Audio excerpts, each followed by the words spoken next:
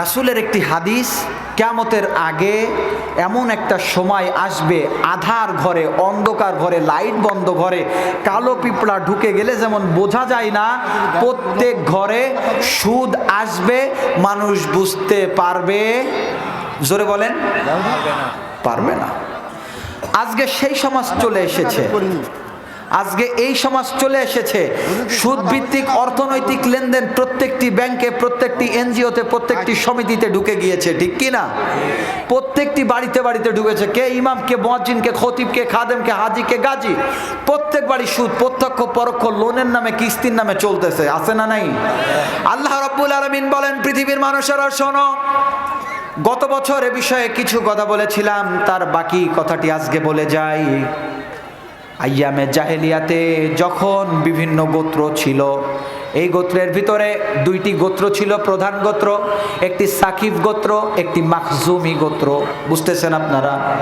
জোরে বলেন, কি কি গোত্র? একটি সাকিব গোত্র, একটি মাখজুমি গোত্র। এই সাকিব গোত্রের মানুষেরা মাখজুমি গোত্রের কাছে সুদ দিত, মাখজুমি গোত্রের লোকেরা সাকিব গোত্রের কাছে সুদ দিত। দেওয়ার পরে এইভাবে যখন সুদভিত্তিক অর্থনৈতিক লেনদেন চলতে লাগলো, তখন তো কোরআন আল কারীম আসে নাই, দয়ার নবী, মায়ার নবীও আসে নাই। এভাবে চলতেছে আল্লাহর নবী, বিশ্ব নবী আসবার পরে যখন কালিমার দাওয়াত মানুষকে দিতে লাগলো, তখন সাকিব গোত্রের মানুষেরা দেখলো যে সুদ আসলে খারাপ। কারণ ইসলাম চাই মানুষকে সবল করতে, ইসলাম চাই মানুষের কল্যাণে কাজ করতে, কিন্তু সুদ চাই যে গরিব তাকে চুষে চুষে খাইতে, যে ধনী তাকে ফ্ল্যাট কিনতে, ঠিক কিনা? এটা ইসলামের আদর্শ হতে পারে না।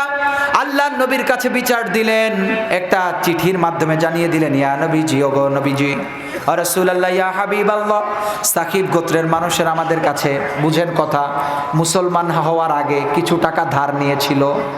ওগো নবীজি, আমরা এখন ইসলামের সুশীতল ছায়াতলে চলে এসেছি, সাকিব গোত্রের লোকেরাও এসেছে, মাখজুমি গোত্রের লোকেরাও এসেছে, তাফসীরের বর্ণনায়। ওগো নবীজি, আমরা কি এখন এই সুদকে কি বহাল রাখবো নাকি সুদকে ছেড়ে দিব? আল্লাহর নবী, বিশ্ব নবী চিঠি পড়ছে, এমন সময় আল্লাহ রাব্বুল আলামিনের হাবিব বললেন, যখন আমি চিঠি পড়ি আমি কনফিউশনে পড়ে গেলাম যে ইসলামের সুদ তো হারাম, ঠিক আছে, কিন্তু সুদ তো এটা আগের ছিল, এরা এখন এই সুদটাকে কি করবে? আল্লাহ রাব্বুল আলামিনের হাবিব বলেন, সঙ্গে সঙ্গে আল্লাহ সুবহানাহু ওয়া তাআলা, রাসূল যখন চিঠি পড়ছিলেন সাকিব গোত্রের চিঠি, তখন আল্লাহ রাব্বুল আলামিন সূরাতুল বাকারার দুইটি আয়াত নাজিল করলেন, 279 নাম্বার এবং 278 নাম্বার এবং 79 নাম্বার আয়াত নাজিল করে আল্লাহ তাআলা ওই সাকিব গোত্র এবং মাখজুমি গোত্রের চিঠির জবাবটা দিয়ে দিলেন। সুবহানাল্লাহ। আল্লাহ রাব্বুল আলামিন বলেন, ও পৃথিবীর মানুষ শোনো, ইয়া আইয়ুহাল্লাযীনা আমানুত্তাকুল্লাহ, তোমরা যারা ঈমান এনেছো, তোমরা যারা জাহিলি যুগের বিশ্বাস রাখো নাই, তোমরা যারা ঈমান আনয়ন করেছো, ইসলামের সুশীতল ছায়াতলে চলে এসেছো, ঈমানদার হয়েছো, ঈমানের দোকানদার হও নাই।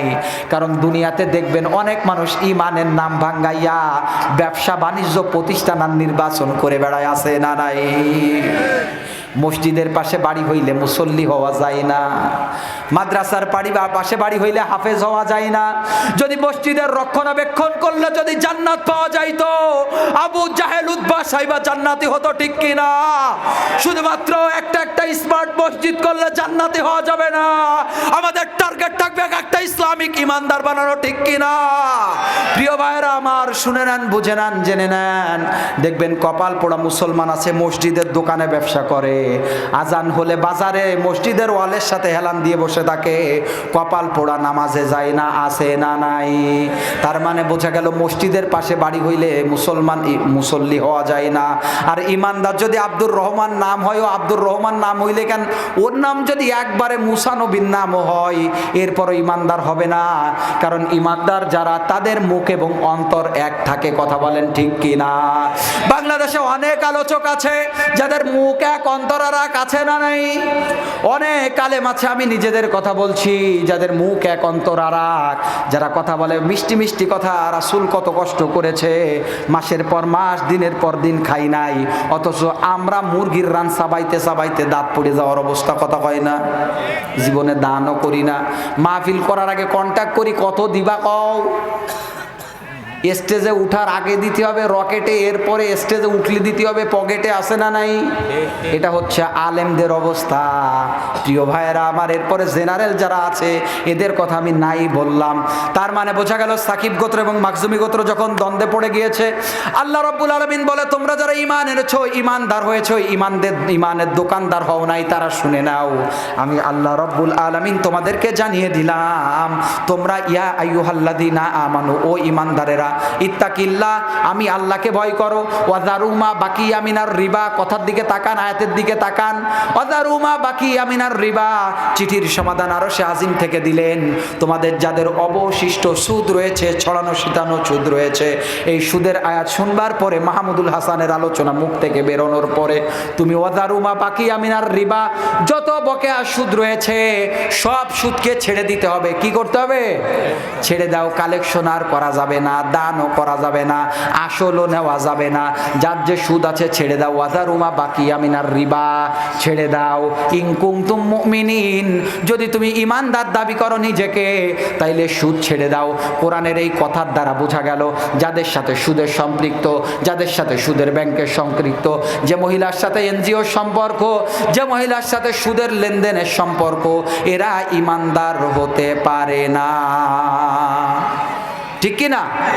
আমরা বললাম আব্দুল কাদের ভাই, আপনি তো সুদ খান না, অথচ আপনার ওয়াইফের নামে ব্যাংকে একটা ডিপোজিট আছে, 1 লাখ টাকা রাখছেন, প্রত্যেক মাসে 700 টাকা ইন্টারেস্ট আছে। আপনি খান আর শুধু মাহফিলের সভাপতি হন, তাবলিকে যান, চরমোনায় যান, খানকায় যান, গাজীপুরে যান, বরিশালে যান, জামাতের আমির আমলিগ দেখতে পারেন না, বিএনপি দেখতে পারেন না, খাসির গোশ খান, কুত্তার গোশ দেখলে ঘৃণা করে। আল্লাহ বলছে দুনিয়ার মানুষ শুনে নাও, খাসির গোশ কিনে খাওয়া যেমন হারাম, টাকা দে হারাম, ওই কুত্তার গোশও ঠিক তেমন হারাম। কথা বলেন ঠিক কিনা?